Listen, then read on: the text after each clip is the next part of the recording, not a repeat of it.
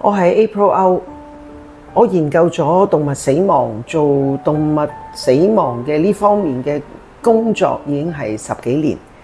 最近大埔發生一個好嚴重嘅火災，有好多動物因為呢一件事而畢業。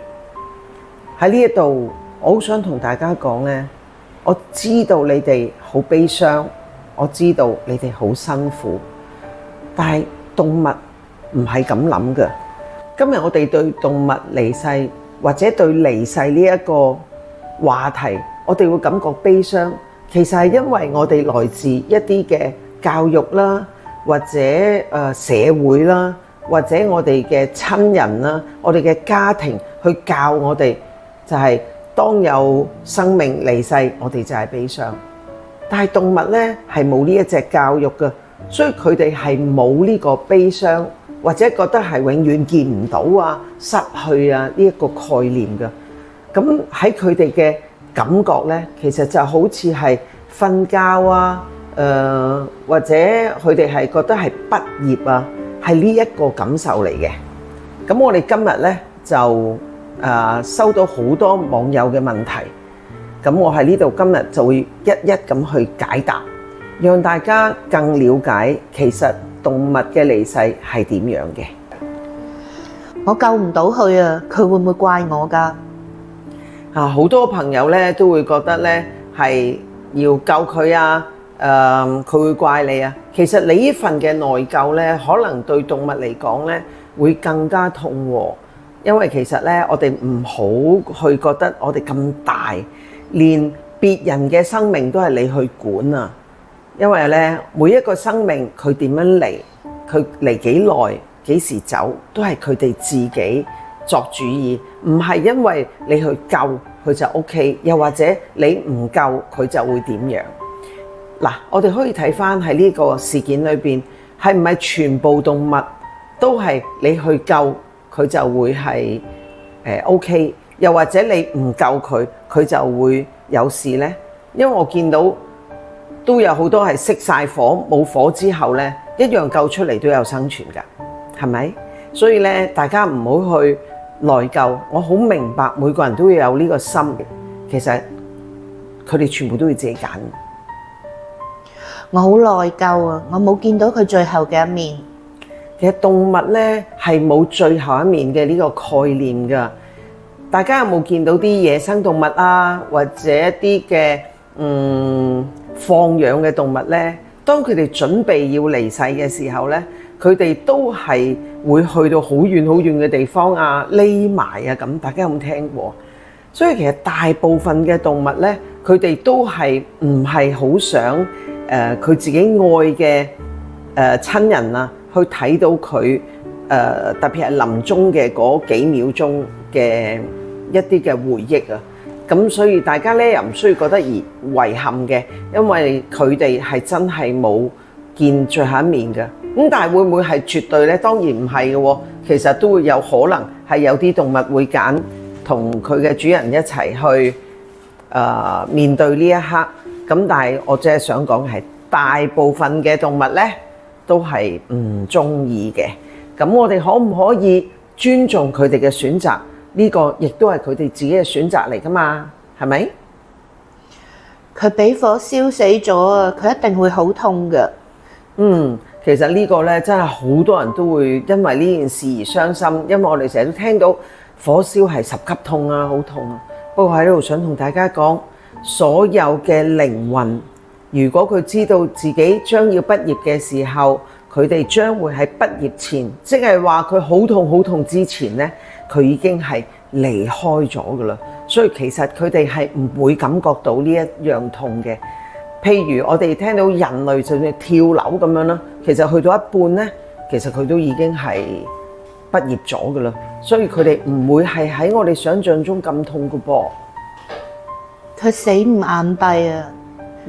喺動物嚟講呢，係沒有眼閉呢件事嘅。唔好話動物啦，其實人都冇㗎。呢個只不過係人類嘅教育、人類嘅諗法，動物係冇呢個㗎。因為呢，當一個肉體啦，佢哋乾咗之後啊，即係因為佢哋會乾噶嘛，佢係自然會掹緊啲嘅，掹緊啲之後咧，咁個眼睛係唔係太容易去合埋嘅，所以希望大家接受呢個係一個肉體嘅問題，所以冇死唔眼閉呢件事㗎。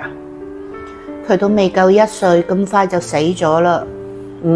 我哋成日都會去諗，生命咧要長先至係好嘅。咁喺呢度問一問大家，你係唔係真係覺得生命要長先至係好呢？ OK， 嗱，我成日都聽到啊，大家都會覺得點解動物會咁短命？點解佢唔可以同我一齊咁長命？我有個少少嘅諗法同大家分享。我哋咧有好多即係人類啊，有好多嘅行為，我覺得係真係麻麻地。譬如貪婪啊，譬如自私啊，咁但係動物冇㗎噃，動物唔會貪婪嘅。OK，動物唔會話我嬲你，所以我要報復啊。動物唔會識整原子彈啊，動物唔會打仗啊咁。動物對我嚟講，其實就係一個天使，佢哋嚟到地球咧係無條件咁去愛我哋嘅。咁佢哋係一個天使嘅話，佢嚟地球體驗地球一段時間，當佢哋升級就好似我哋細個嘅時候讀中學咁樣啊，我哋讀小學，讀夠咗啦，我哋係咪要畢業？畢業係咪要升級啊？咁你係咪想佢讀每一級都讀好長呢？又或者我想問你，如果我要你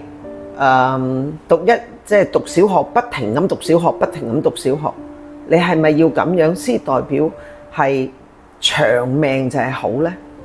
其實呢一個呢，我自己都經過咗好多唔同嘅case， 好多經驗，我先至自己都醒嘅，就係如果動物係咁純情，佢哋係咁可愛，佢哋咁單純，佢哋可唔可以更快咁樣去返佢哋嘅源頭去享福，而唔使繼續去喺度去讓生命嗰啲生老病死去折磨佢自己呢？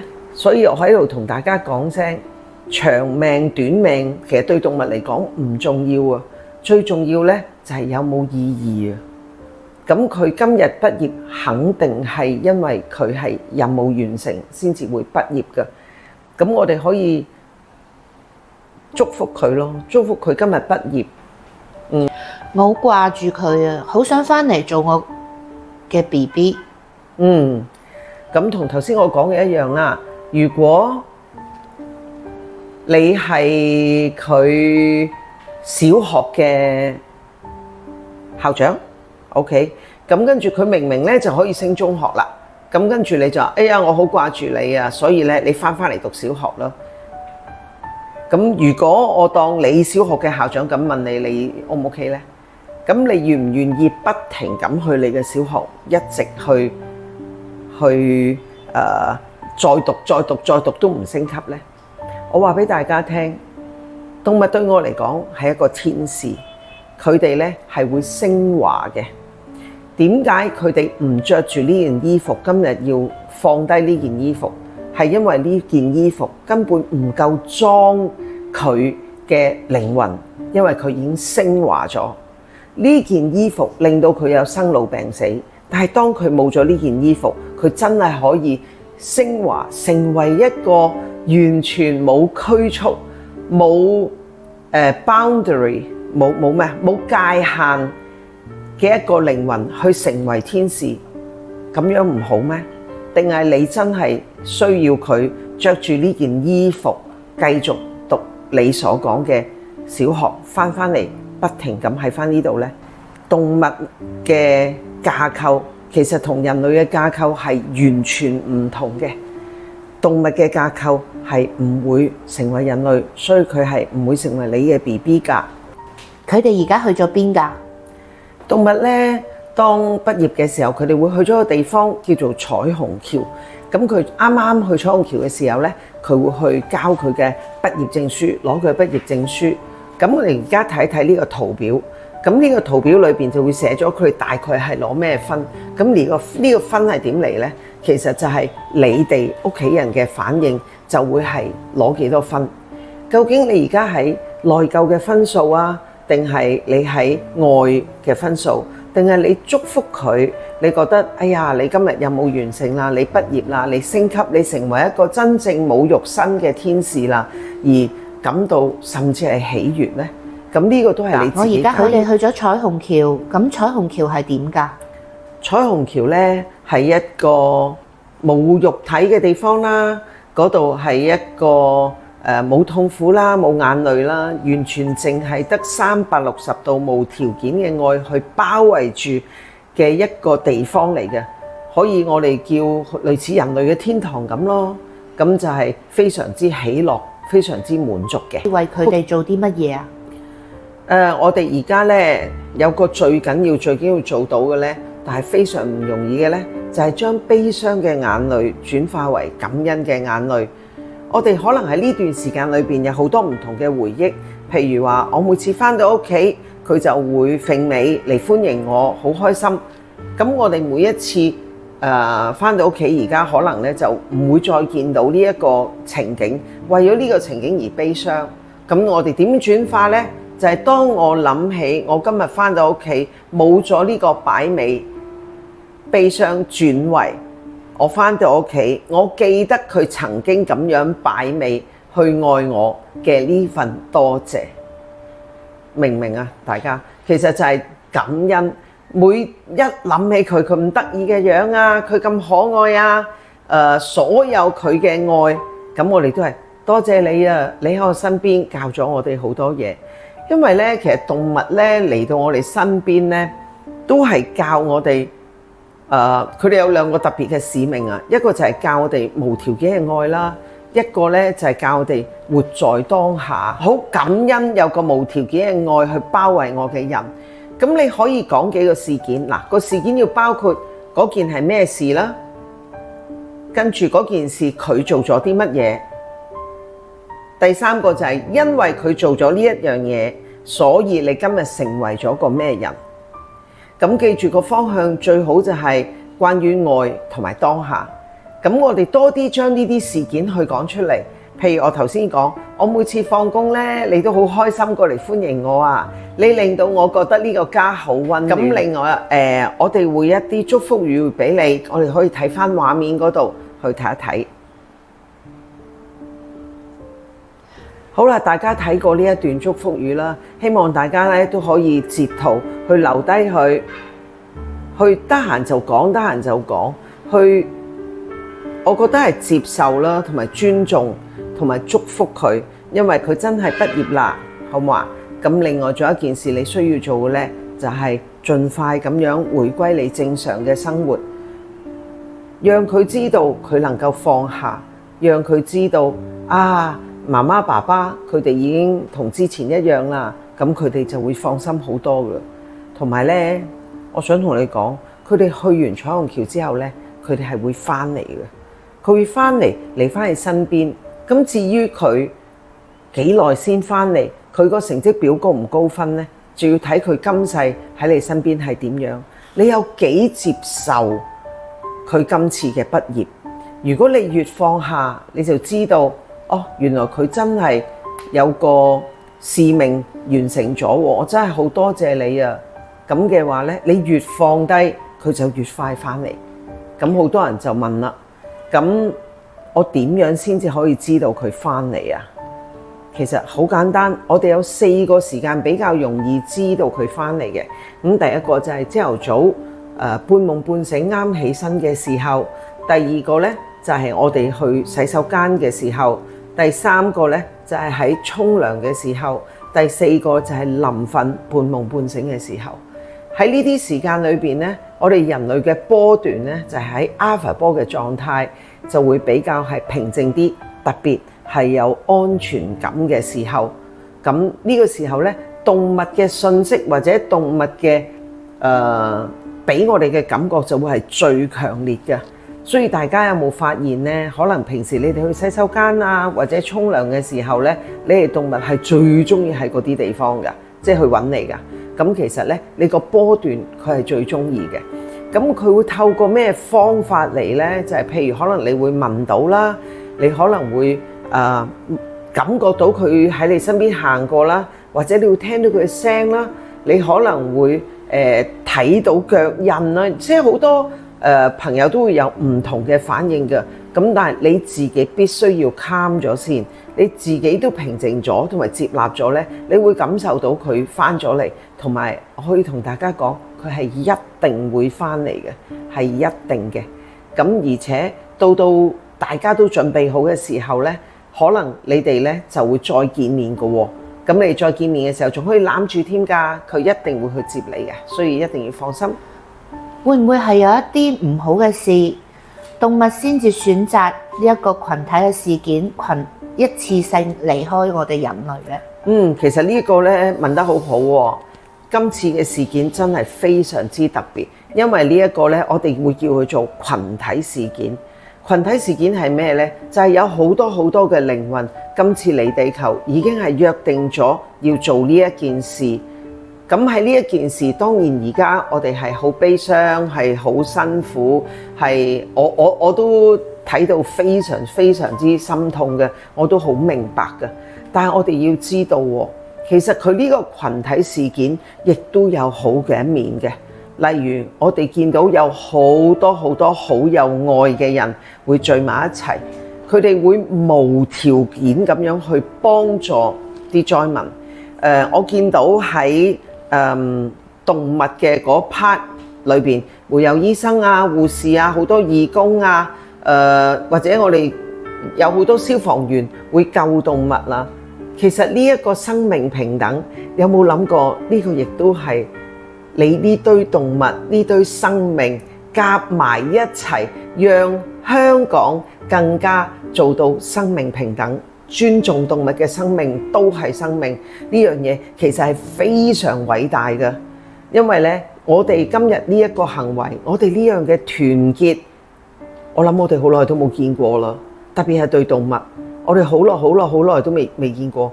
你有冇諗過，其實佢哋點解會夾埋呢一樣嘢呢？佢哋最後俾我哋見到係咩呢？人間有愛，係咪？我哋亦都見到無數嘅，我都唔係好忍得住。我覺得佢哋真係好好，佢哋可能嚟地球嘅使命就係讓我哋知道人類都會有好多無條件嘅愛。如果你都係呢啲居民，我想話俾你聽，你而家都係被一啲無條件嘅愛包圍住。我哋個個都好愛你哋。唔係淨係動物愛你哋，其實我哋都好愛好愛好愛。希望你可以好好咁打開你嘅心去接受呢個係動物嘅使命。今日佢點解會離開？其實因為佢哋畢業啦，佢哋已經做咗好大好大嘅事件去完成佢哋嘅使命，讓香港可以更有愛咁樣聚埋一齊。讓香港更像好似動物咁樣去無條件嘅愛。其實呢個使命真係好偉大。我哋可以選擇去悲傷，繼續覺得你好慘啊，或者我好內疚。不過我哋亦都可以試下，有冇可能我哋會多謝佢哋，甚至讚佢哋，去話俾佢聽，其實你真係好偉大，你真係好叻。我哋可以去祝福佢，讚佢，你係一個好勇敢嘅靈魂。好多謝你嚟到我哋身邊，去無條件嘅愛我，讓成個香港咁多人一齊無條件咁去愛對方。我哋可唔可以做到呢樣嘢呢？最後我想祝福大家可以順順利利度過，盡快回歸你哋嘅生活。至於動物方面，放心啦，佢哋而家喺彩虹橋會活得比你想象中更好，真係放心。如果你而家有啲咩需要，你需要同我哋傾偈，隨時揾我哋。以下係我哋嘅聯絡方法，我哋會無條件咁陪你傾偈，讓你去有個伴咁樣去一齊去度過呢一段時間。You are not alone。我哋都喺度。